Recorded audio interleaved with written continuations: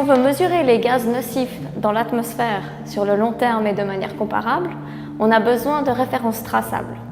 Dans le cas des composés gazeux stables, comme par exemple le gaz carbonique, le méthane ou le protoxyde d'azote, la solution est assez simple. On utilise un mélange de gaz de référence dans un cylindre. C'est la solution utilisée par les stations de mesure de la qualité de l'air. Par contre, pour les composés réactifs nouveaux, il n'existe pas toujours des références traçables au SI, le Système international d'unités. En plus, pour certains composés réactifs à basse concentration, ils ne sont pas stables en cylindre sous pression, comme par exemple le dioxyde d'azote, l'ammoniac ou bien les composés organiques volatiles. Dans ce cas-là, les cylindres ne sont pas adaptés à l'étalonnage des instruments de mesure dans les stations de qualité de l'air. Pour les composés gazeux réactifs à basse concentration, un mélange de gaz de référence produit dynamiquement peut être utilisé avec des générateurs de gaz portables basés sur la perméation, comme les régaz qu'on a construits à Metas. Le principe de la perméation utilise un petit tube, le perméateur, qui est doté d'une membrane semi-perméable et dans lequel se trouve le composé voulu sous forme pure et liquide.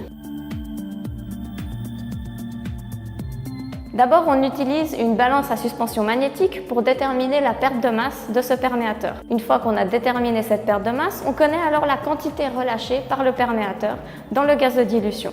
On peut alors diluer encore ce mélange de gaz successivement par des étapes de dilution pour atteindre des concentrations atmosphériques. Une fois que le perméateur a été étalonné dans les balances à suspension magnétique, on peut l'utiliser dans les régaz pour générer dynamiquement des mélanges de gaz de référence directement sur place dans les stations de mesure de la qualité de l'air. Les générateurs de gaz portables régaz existent pour l'ammoniac, pour les composés organiques volatiles et également pour ces nouvelles substances halogénées qui sont à très basse concentration.